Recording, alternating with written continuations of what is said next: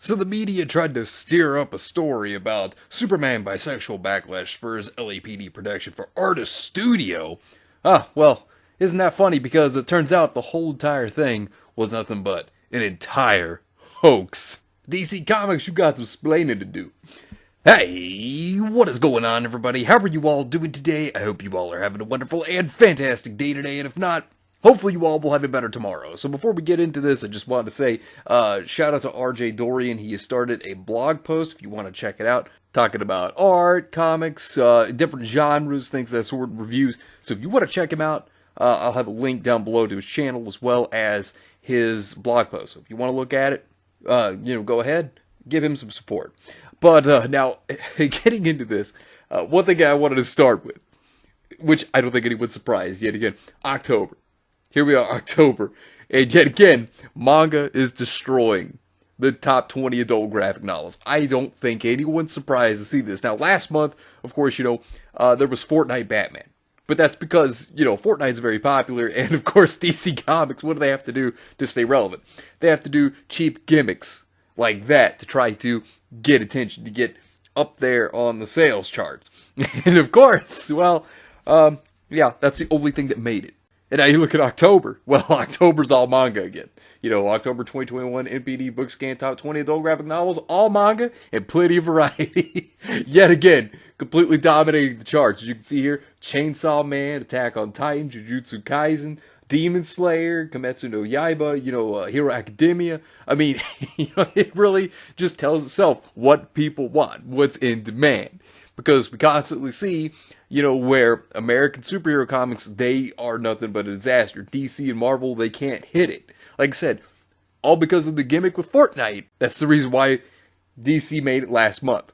And that was the only book. You don't see, American comics hitting it anymore. Because, the bunch of woke garbage.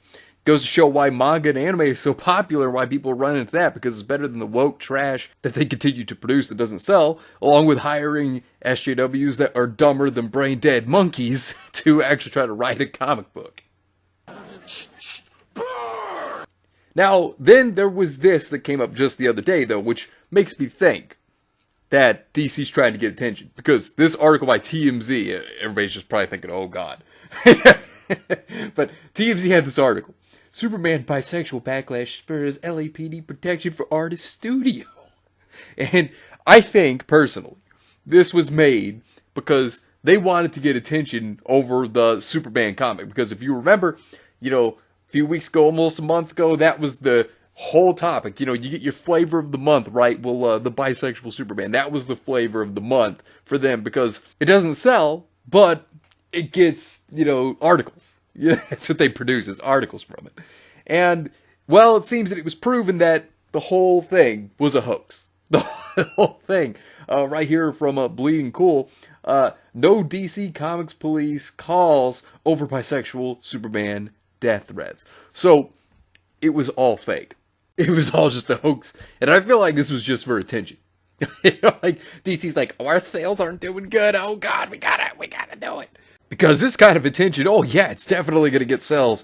Spoiler alert, no it won't. But, so, this is what the article stated. A couple of days ago, TMZ reported under the headline, Superman bisexual backlash spurs LAPD protection for artist studio, that LAPD officers were recently dispatched to patrol the homes of some of the illustrators, production staffers who created the latest iteration of Superman. The extra protection comes after major backlash that included some so-called fans making threats. It's funny, wouldn't they have had some receipts to this? You would imagine they'd show receipts if this was actually real. They don't show any. Not even in the TMZ report, there's none. And here's the thing, you could have easy documentations of actual presented threats that you could show off because if somebody DMs you or something, you could have that you could save it and show it, or actual footage of somebody outside the studio, protesters that would be like, oh no gay Superman. You would imagine they would have some form of evidence, but no, they don't. Seems like it was just an attack on Comicsgate because that's who they actually blamed, apparently, from what the TMZ report was stating. So seemed to me like this was just agenda driven. They tried to play the role of victim, but they're not really the victim. That's exactly what this is to me. because that's basically what I see out of this. We're told that the pissed off comic book readers inundated the studios to voice their displeasure with the characters' duly announced sexuality. Our sources say the studios called LAPD requesting for patrols to keep an eye out, both at the private residence of some artists and at the studio itself. While nothing legitimate came of the threats, our sources say cops still patrolled out of an abundance of caution and that the situation has since settled down. Like I said, had you had evidence, documentation, something to present this, then you'd have facts. But this is how they are. They try to play victim all the time. They want to seem like, they're innocent, when these are the very people that go and attack people all the time. They attack comic book artists that disagree with them. They go after people that are fans that don't think exactly as they do, try to police their thought. We've seen this happen a lot. Dan Slott's a prime example of that. Bleeding Cool checked with our own sources and found that, if true, none of the DC Comics people involved with the production of the comic seemed aware of it, and that there was no sign of LA police being called to keep an eye out over creators or staffers. Instead, the writer of the comic book in question lives in Australia and the artist in Costa Rica, which may be a little outside the LAPD's jurisdiction.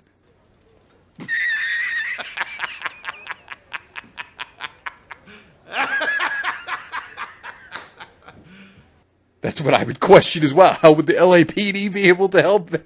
When Tom Taylor lives all the way in Australia. He's a talentless hack, but he lives all the way in Australia. How would the LAPD help him out? Also, secondly, where it states that, none of the DC Comics people involved with the production of the comic seemed aware of it, you would think that they would then. If they were the ones, who called it, you would believe they would. Also, why is it that whoever called this in, why do they think that comic book artists have this LA lifestyle? Don't they realize that they live in multiple different areas, not even just America? They also live outside of America because DC also hires people outside of America to do their art. Hell, DC can't even afford to actually pay some artists even in America. That's why they're going to other countries, because cheaper labor. That's why they hire artists from abroad or from other nations. But it seems like whoever came up with this story didn't understand that. But not for The Independent, the UK newspaper site, who took TMZ's story and made it even more sensational and even less rooted in truth. Oh, that sounds about right. Not surprised. With a headline that read, DC Comics illustrators call police after receiving death threats over Superman's bisexuality, and the extra protection comes after major backlash that included some so-called fans and making threats, an LAPD source said. Oh, so now LAPD's coming out. Interesting. Writer Peony Hirwani only cites TMZ rather than any other report. It's not clear where the line about police responding to death threats came from. And Hirwani did not respond to inquiries made yesterday. Oh, isn't that something? That doesn't raise up any suspicions or anything. Checking with the Wayback Machine shows that no amend was made to TMZ's original story to remove any mention of death threats. Lisa where a doubt at the Metro does similar, also using the death threats line as coming from TMZ, despite TMZ not reporting that. And Alex Hammer at the Daily Mail does likewise. This is journalism of the worst kind. And here's the funny thing. Let me show you something. This is where you can see actual death threats. Because when people do present death threats at you, you should show them. You should show who did this and be like, hey, this is what happened. Because if you remember last year, Atomic Basement comic shop owner Mike Wellman threatens to blow Ethan Van Sciver's effing face off your skull. Remember, he said that to him. I made a whole video on that, where he threatened Ethan Van Sciver. Here are some other things that he said. I can't wait to see you at a show. Ethan, beat the living fuck out of you. I am literally going to beat your ass. How dare you insult legends like Larry Hama as well as our industry itself. Fuck you. I am a libtard with fists where you're going to feel them the next time we're at a convention together. I'm going to beat the living fuck out of you in front of everybody. Like completely spazzing out. You know, getting upset. And just attacking Ethan for nothing. Like for no reason. And then here was this where he's like, give me your home address and give the police an actual reason to be concerned, because I will come to your house and blow your fucking face off your skull. This is a fact. I mean, these are things that was said to Ethan by Mike Wellman.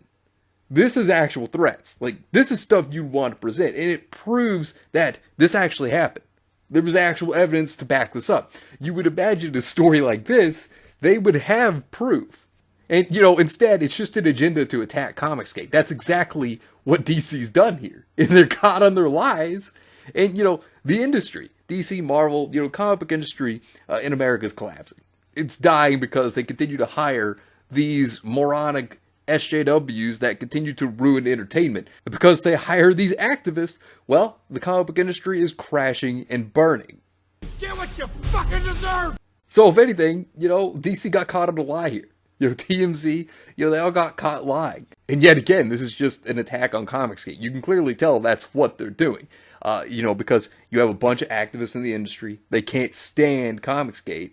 So, they're trying to do everything that they possibly can to tear them down. That's exactly what they're doing here, and you can definitely tell that's what this is. And they question why manga's destroying them. DC and Marvel look at this, they go, why in the world is manga winning? Because of stuff like this. Because you create terrible entertainment. And then you try to, rather than create good, interesting stories, good action, good characters, good character development, you want to push your agendas into everything. And then, of course, you want to play victim when these are the very monsters that attack people themselves for thinking differently than they do. This is why DC and Marvel need to stop hiring SJWs, because they're destroying the industry. And Comicsgate's succeeding because they're making entertaining stories that people like, unlike DC and Marvel. But anyways, let me know what you think about this entire situation down below. Subscribe to the channel if you were new here, and make sure you were still subscribed because YouTube is unsubscribing people from all their favorite channels, so make sure you were still subscribed to all your favorite channels. Hit the video with a like, and also be sure to share the video on social media, spread the word, and get it out there. It's greatly appreciated, and it really helps out the channel a lot. Also, be sure to follow me on both Discord and Minds. We have a wonderful community there. Not only that, but it will keep you up to date on when the newest videos will be released, as well as any other upcoming events in the near future. So be sure to follow me on both Discord and Minds. The links are in the description down below. But anyways, I hope you all have yourselves a wonderful and fantastic day today, and remember, if today was not a good day, tomorrow can always be better. Take care of yourselves and everyone around you, and have yourselves a good one out there, everybody.